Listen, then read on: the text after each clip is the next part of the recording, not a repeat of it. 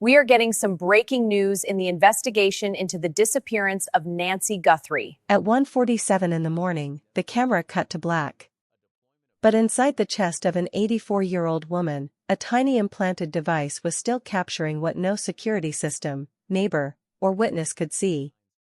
It recorded her heartbeat as it climbed, then raced, then slipped into an irregular pattern. In those final moments, something shifted so dramatically that investigators have spent more than 3 months studying the data.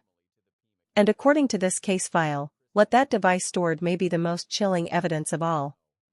Today, the focus is not on rumors or surface-level coverage, but on the pacemaker data itself, the deeper version, the one investigators reportedly worked to decode in order to understand what happened to Nancy Guthrie between 1:47 and 2:28 a.m. on February 1, 2026. And the troubling part is not what remains unknown. It is what the data appears to reveal with unsettling clarity. Before the timeline turns technical, it is important to remember who Nancy Guthrie is. Nancy, 84, is the mother of longtime Today Show anchor Savannah Guthrie and of Annie Guthrie, who lives in Tucson. She was never a public figure and never sought that kind of attention. She was known instead as a private woman who raised her children largely on her own, cared for her garden, went to church, and spent peaceful evenings on her porch in Tucson's Catalina foothills. Nancy had a pacemaker, a small implanted cardiac device designed to help regulate her heart rhythm. On the evening of January 31, 2026, she had dinner with Annie. Later, Annie's husband, Tommaso, drove her home. She went inside. And then, at 1:47 a.m., everything changed. Nancy Guthrie has now been missing for more than 90 days, and according to the account in this script, the device in her chest documented what her body endured that night second by second. Most people think of a pacemaker as a simple heart-regulating tool, but modern devices do far more than that.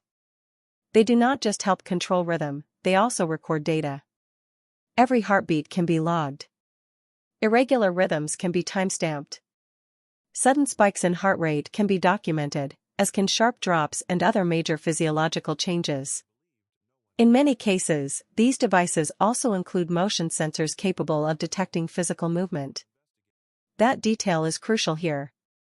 Nancy's pacemaker reportedly included those kinds of sensors, including an accelerometer that could distinguish between someone moving on their own and someone being physically carried.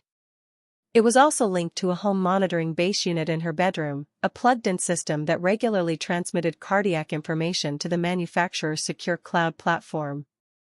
Investigators are said to have subpoenaed that cloud data during the first week of February, and what specialists allegedly found there has become central to this case. The evidence, laid out like a case file, begins with the surveillance image. At 1:47 a.m., a doorbell camera at Nancy's front door reportedly captured a masked figure approaching the property. The person was described as dressed entirely in black, wearing gloves, carrying 2 bags, and appearing slim and athletic, somewhere between about 5 feet 10 inches and 6 feet 2 inches. At that same moment, the camera was disabled, and the footage went dark. That was the last external visual record from the property. Then comes the second point, the pacemaker event. At the exact time the camera feed disappeared, Nancy's pacemaker reportedly logged a sudden and severe spike in heart rate. It was not gradual. It was immediate. According to the description in this script, forensic cardiologists familiar with these patterns say this kind of sharp cardiac response is consistent with a conscious person experiencing sudden, intense fear. The timing is what makes the moment so haunting. The camera went dark at 1:47, and at 1:47, Nancy's heart recorded terror. In that sense, her own body appears to have confirmed what the camera could only begin to show. If the camera captured the moment something began, Nancy's heart may have confirmed just how frightening it was. According to the digital trail described here, the doorbell cloud backup and pacemaker data together created a minute-by-minute sequence investigators could not ignore. Motion was detected at 1:46 and 58 seconds a.m. The doorbell camera began recording at 1 hour 47 minutes and 2 seconds. An unknown man appeared on camera at 1 hour 47 minutes and 15 seconds.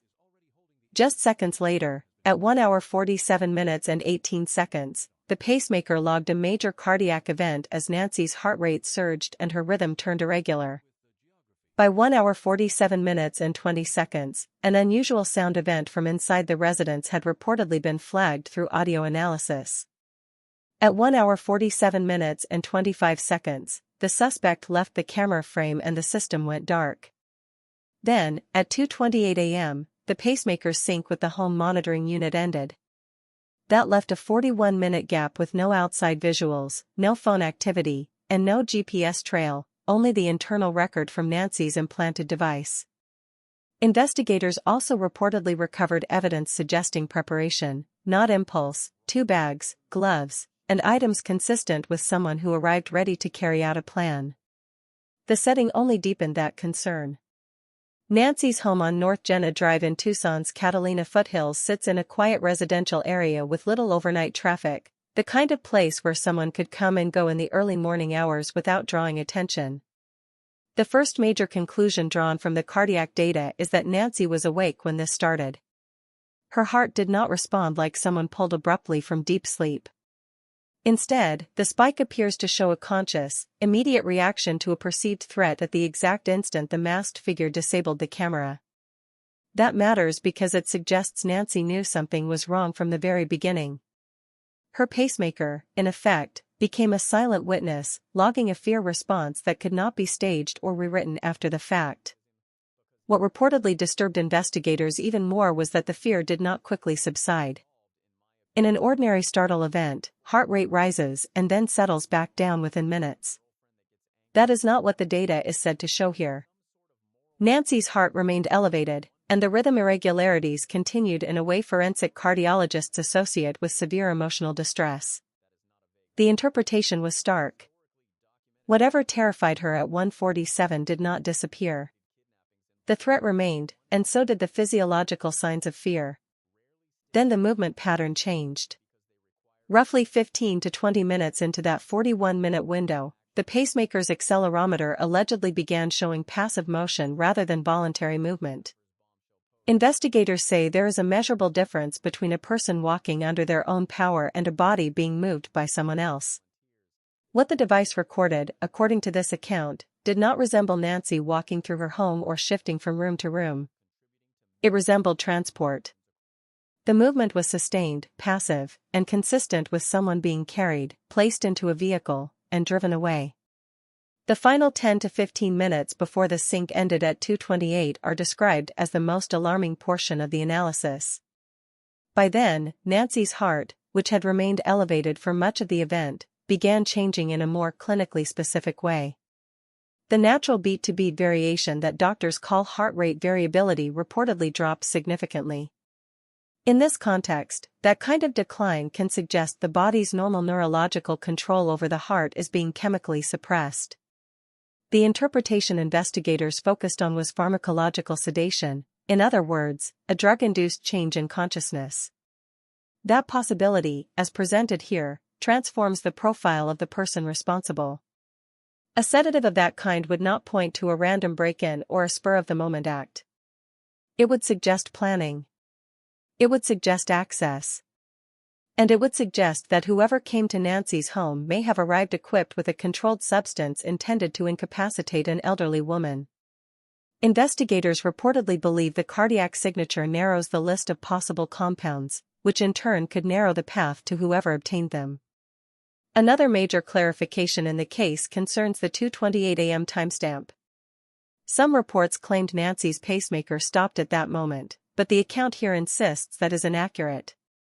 What stopped was the sync between the pacemaker and the home monitoring unit in her bedroom. The heart itself, according to the data, did not fail at that point. The most likely explanation offered is that Nancy had been moved far enough away from the house for the wireless connection to break, or that the base unit had been disabled. Either way, the implication is the same. Nancy Guthrie was very likely still alive at 2:28 a.m. on February 1st. The story took another strange turn on April 6, the 65th day of the investigation, when TMZ reportedly received 2 notes from the same sender. One claimed Nancy was dead.